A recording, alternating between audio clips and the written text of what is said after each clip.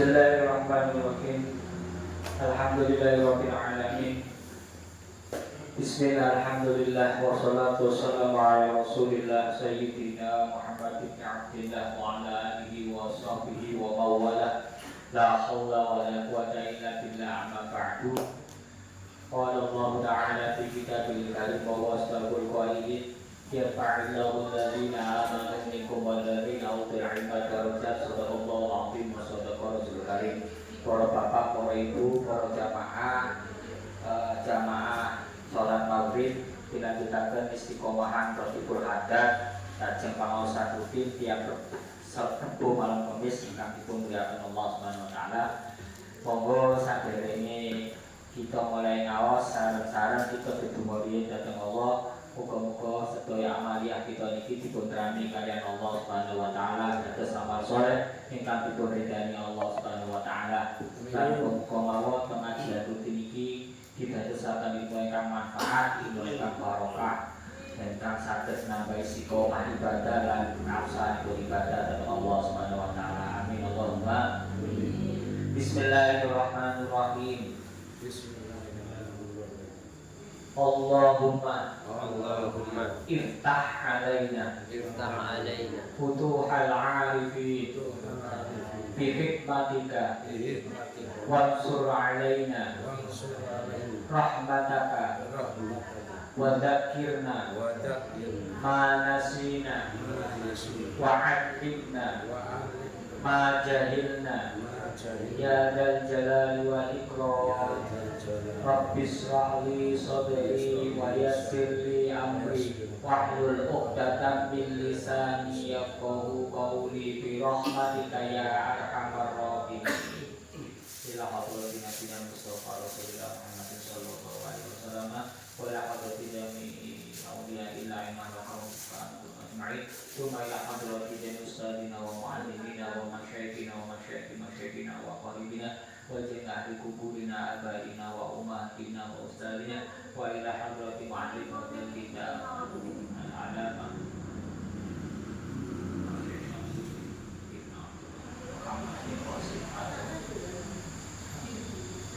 Al-Fatihah. A'udzu billahi minasyaitonir rajim. Bismillahirrahmanirrahim. Alhamdulillahirabbil alamin arrahmanir rahim maliki yaumiddin. Iyyaka na'budu wa iyyaka nasta'in ihdinas siratal mustaqim siratal ladzina an'amta 'alaihim ghairil maghdubi 'alaihim waladdallin. Amin. Wa liwalidayya amin. Terakhir bahas nopo? Begini. Bayi meninggal belum berusia 6 bulan. Oh, masalah bayi sing keluar nggih. Sing bayi keluar niku apa dimandikan, dikafani, disolati, dikuburkan, yang wajib yang mana? Ono bedane antarane nek bayi mau sempat jerit utawa sempat nangis utawa tanda kehidupan, maka dia tetap disolati, tetap dimandikan, dikafani, disolati, dikubur, kaya wong dewasa. Tapi lek ana bayi kok keluar lahir gak krungu nangise, gak krungu jerit-jerite, gak krungu suarane, gak krungu ketok tanda-tanda kehidupane, maka cukup hanya dimandikan dan dikafani lalu dikuburkan. Tidak perlu disolati. Bedanya di situ nggih. Kita lanjut. Bismillahirrahmanirrahim. Faslun fil libasi. Utawi iki ku fasal nerangake ing dalem pira-pira penganggo. Jadi niki membahas tentang apa yang kita gunakan. Ana hukume apa sing oleh, apa sing gak oleh. Banyak rumulan haram ala rijali ngatasi pira-pira wong lanang. Lubsul hariri apa penganggo sutra. Watakot tumulan nganggo ali-ali, watakot tumulan nganggo ali-ali bidari kelawan emas. Wal qasilan nganggo sutra. Fi halati ikhtiyari dalam tingkah ikhtiyar. Jadi poin yang pertama, haram bagi seorang laki-laki menggunakan pakaian dari bahan sutra dan dari bahan emas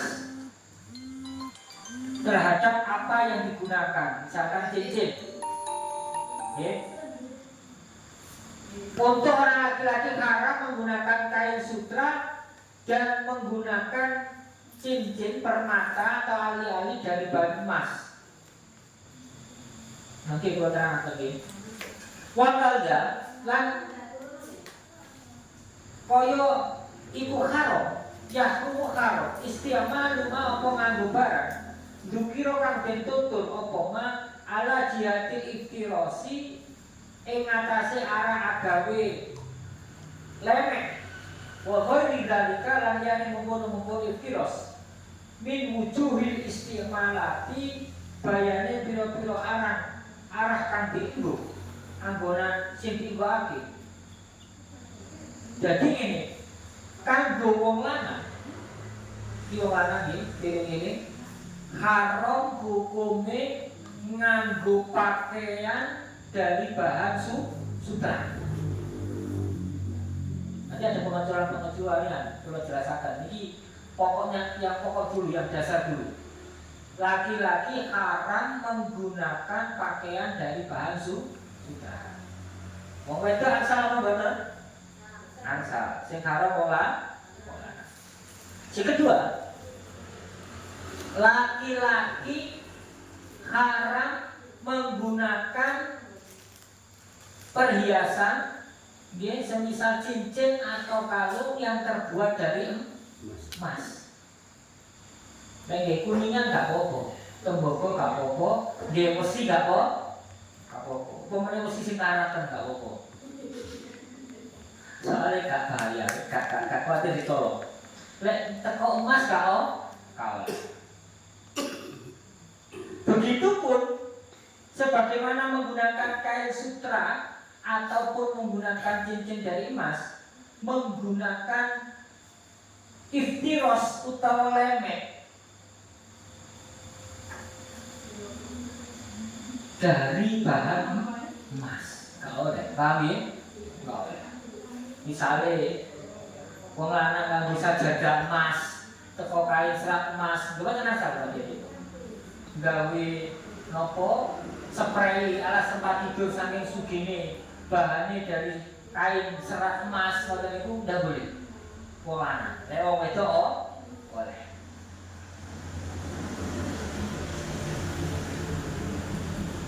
Wayakin nulan halal lirijal kedua biro-biro wong lanang lutsu apa nganggo sutra lidoru roten krono onone udur kahari kaya dene panas wabar dilan adem muhlika ini kan nurusake karone tapi boleh jika ada udur. Misalkan dalam keadaan kepanasan sumuk akhirnya supaya adem jahit kain sutra.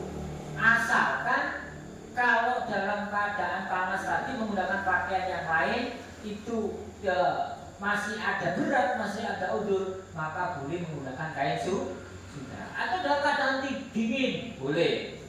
Pokoknya hal yang diharamkan tadi diperbolehkan jika ada udur yang memaksa. Wayakin lan halal ini saya kedua wadon lubsul hariri apa nganggo sutra wa iftirashuhu lan gawe lemek sutra wayakin lan halal liwaliin kedua wali ilbasu sobien apa nganggoake bocah cilik al hariro ing sutra qabla sab'i sinina ing dalam sadurunge umur 7 tahun wa ba'daha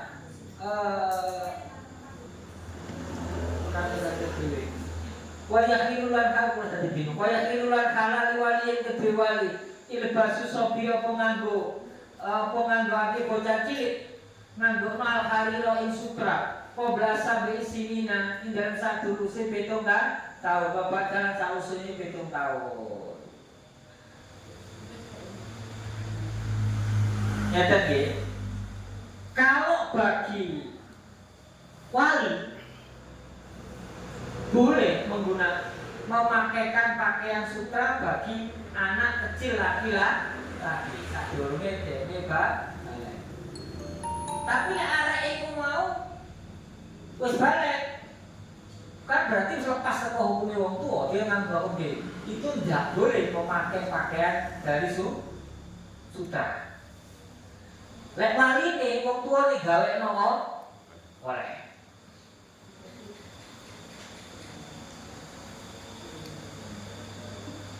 Wa qalilu dahabi utawi titik emas niku kula maca kitab sik mangke jelas kok. Wa qalilu dahabi lan sithik-sithik emas.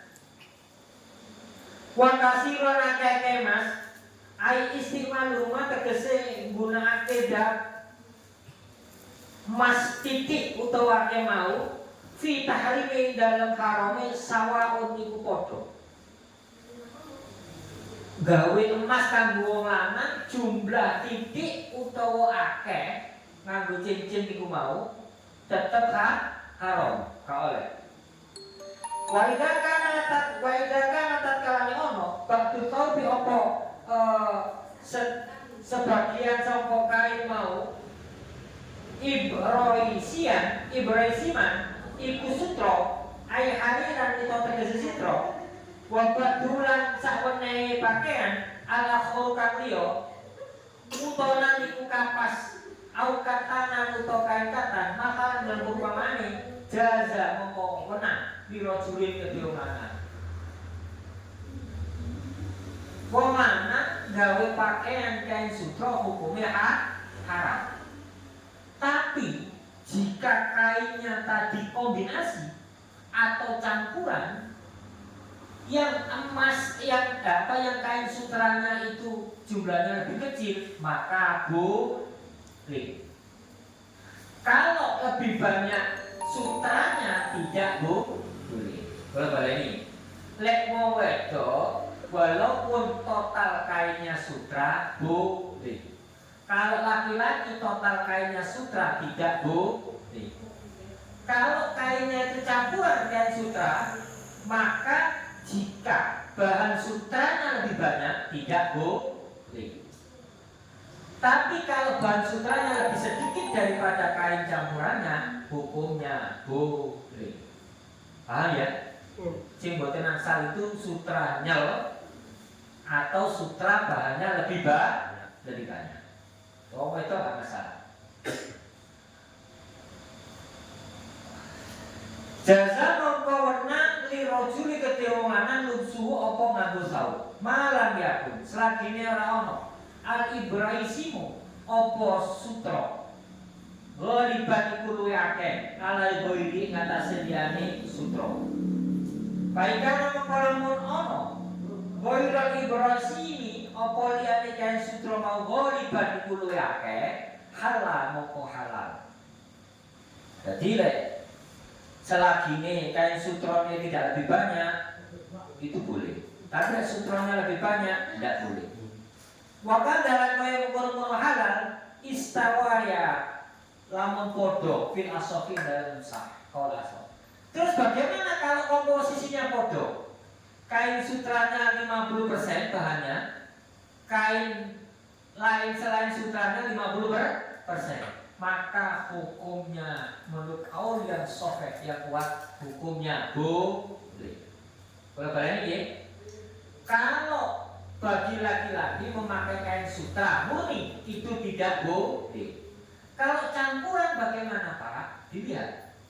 Kalau sutranya lebih banyak tidak boleh. Kalau sutranya lebih sedikit boleh. Kalau komposisinya imbang 50% menurut kaul yang asok yang lebih sahih hukumnya boleh. Kalau kain sutra. Kalau emas bagaimana? Kalau emas sedikit atau banyak bagi laki-laki tidak boleh. Contoh cincin baik napa niku tebel maupun tipis tetap tidak boleh. Terus bagaimana Pak jika campuran? Paham ya? Bagaimana kalau kadar emasnya 40%? Atau kalau untuk emas disebut 18 karat ya. Selagi urfnya sebutannya ini tetap cincin emas, maka tetap haram. Paham ya? Walaupun cincin tunangan kalau hanya untuk tanda ikatan boleh, tapi ya digawe kanggo wong lanang gak oleh. Digadekno boten menapa? Utawa didol, mari ngono terus digawe modal usaha. Iki mung digawe kayak tenang-tenangan Pak, kayak tenang-tenangan. Digawe mboten angsal, paham nggih? Lah perkara sing manfaat disimpen wae ora manfaat iku jenenge mulgha. Iku ya tetep gak oleh, paham nggih? Iku ana napa niku ana pripun Bu?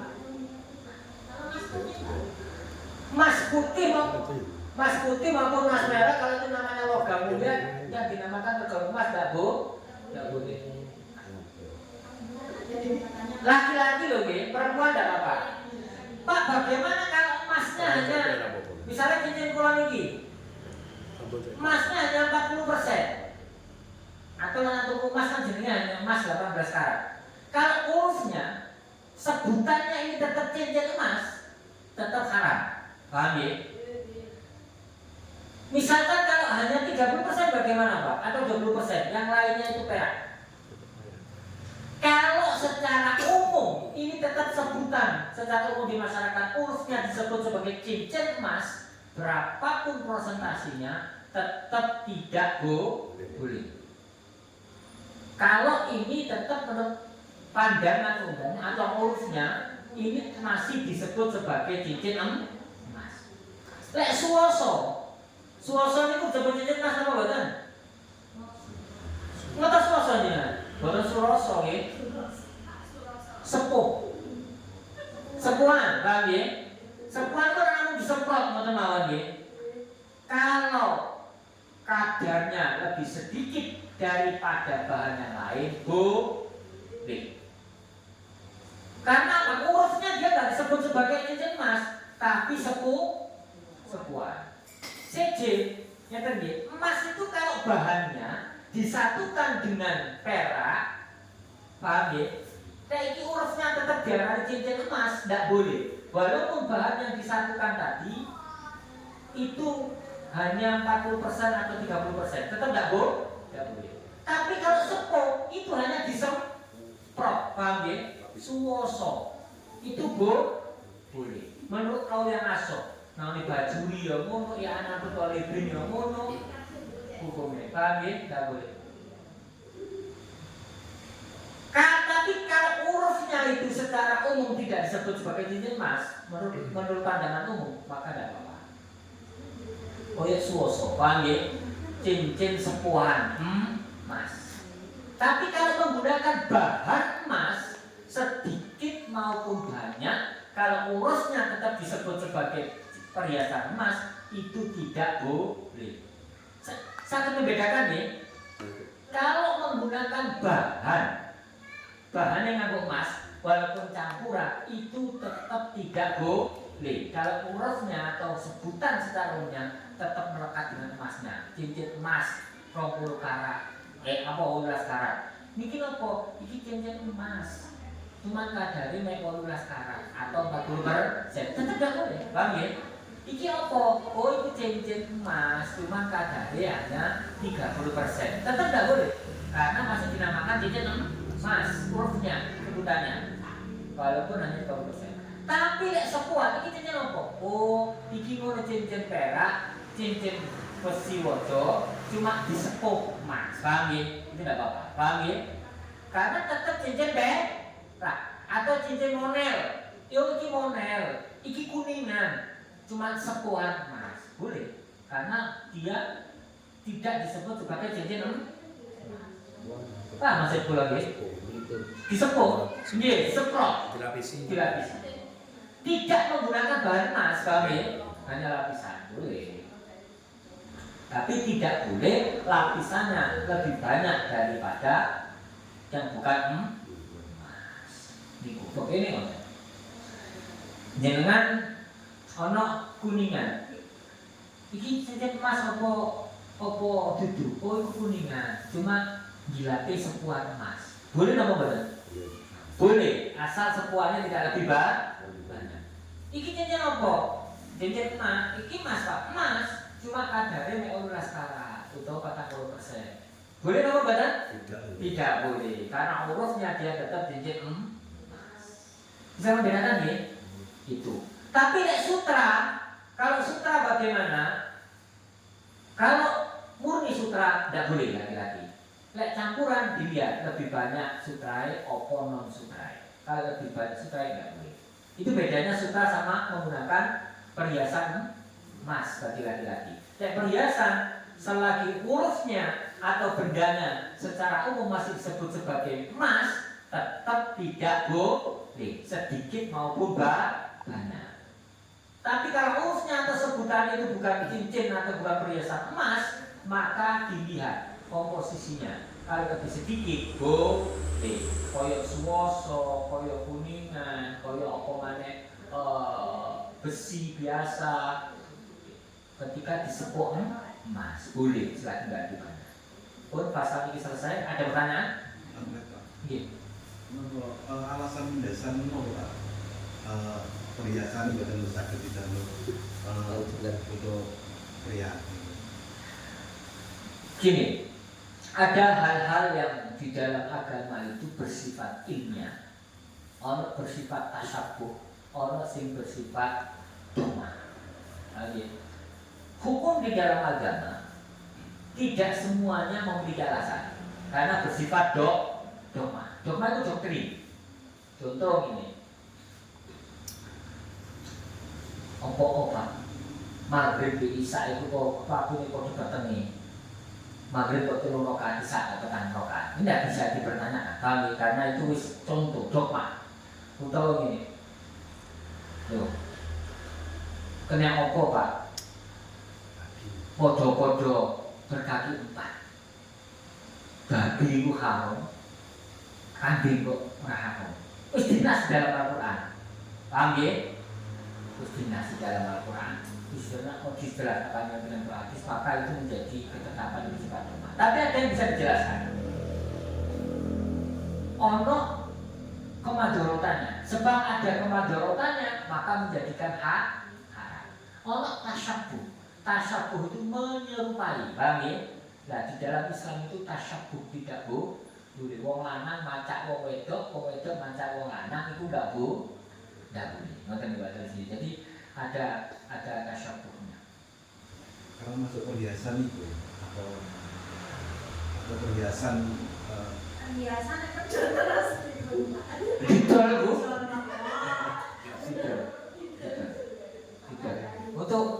Untuk alasan yang pertama itu tasyabuh.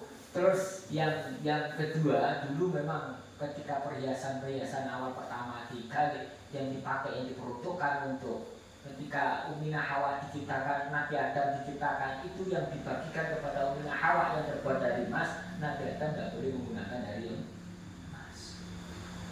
Untuk alasan lebih detailnya, jelasnya, aku tak boleh mana.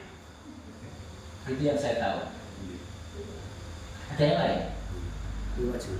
Sutra tadi dijelaskan, untuk sutra kalau dipakai laki-laki tidak boleh. Bagaimana kalau untuk keperluan misalkan ada adat, biasanya kan ada adat pakai kain sutra mungkin Batak atau mana nih ya. Itu yang pertama, yang kedua misalnya memakai tapi tidak terus menerus seperti kebutuhan, seperti merayakan karnaval memakai sutra. Kalau seperti itu bagaimana? Kita nggak boleh. Pak, minum toa aku nggak mau haram. Aku incip kok, boleh nggak boleh? Nggak boleh. Sedikit nggak boleh. Jangankan kok untuk keperluan karnaval, untuk lemek tidur nggak boleh. Paham ya? Itu tadi. Untuk lemek juga nggak boleh. Gawe sajadah buat sholat terbuat dari sutra. Bagi laki-laki tidak boleh. Jadi karena itu bukan udzur. Karena pada udzur, kecuali kalau ada udzurnya yang dia butuh itu misalkan dalam keadaan dingin atau dalam keadaan panas yang itu bisa melindungi boleh. Kalau tidak ada udzur tidak boleh. Kalau cangkir, Pak? Tidak boleh sama. Penggunaan alat tidak boleh. Jadi emas itu bagi laki-laki bukan hanya di perhiasan yang dipakai nih. Penggunaan alat juga tidak boleh. Maksudnya Pak Yasin itu cangkir pakai minum. Gak boleh, gak boleh, Cangkir dari emas. gak boleh.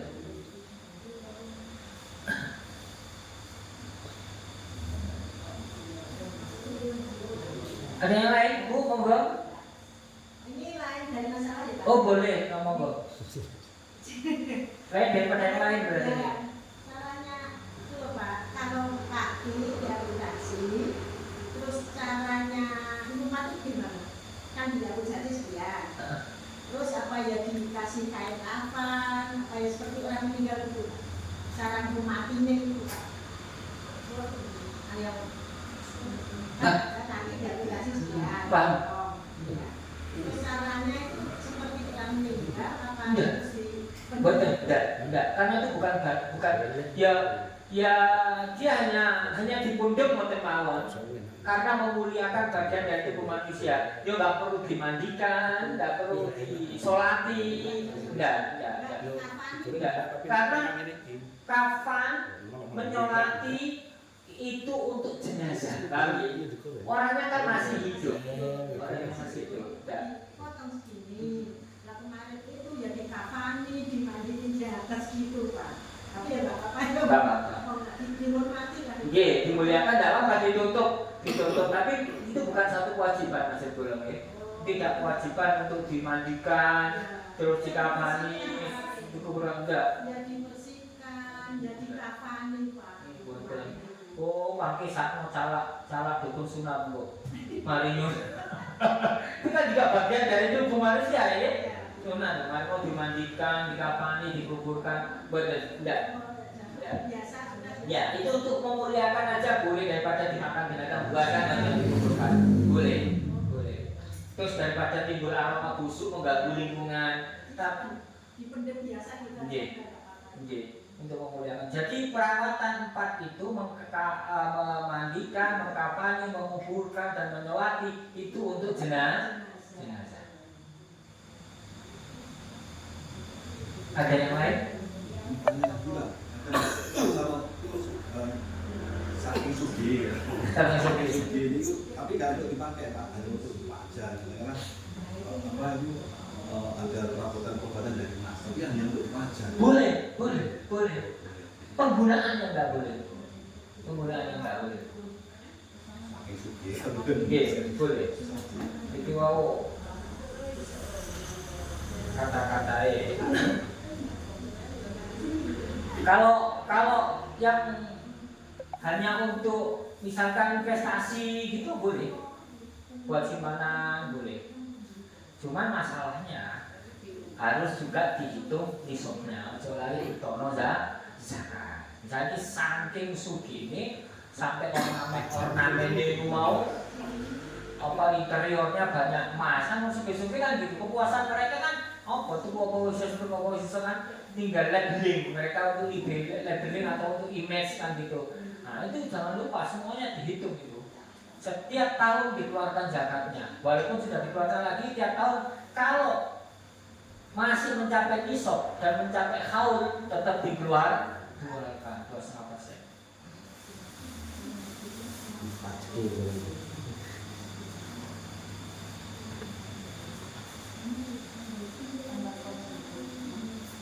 Ada yang lagi? Ada pertanyaan lagi?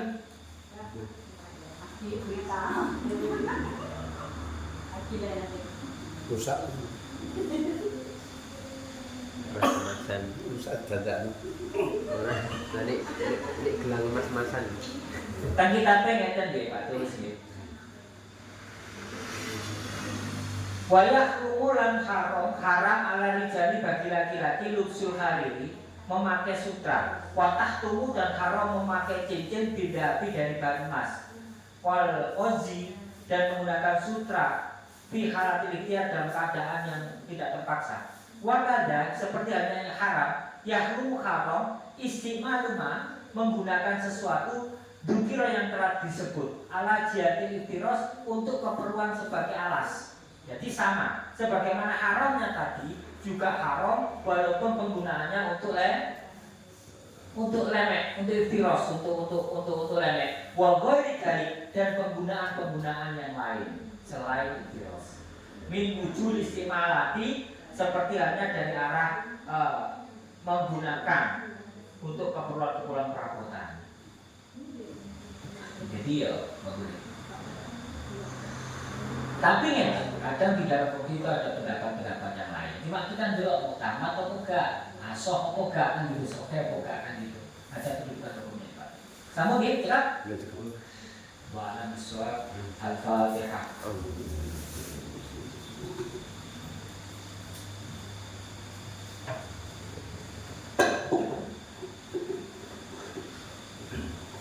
Kalau cinta kok hukum itu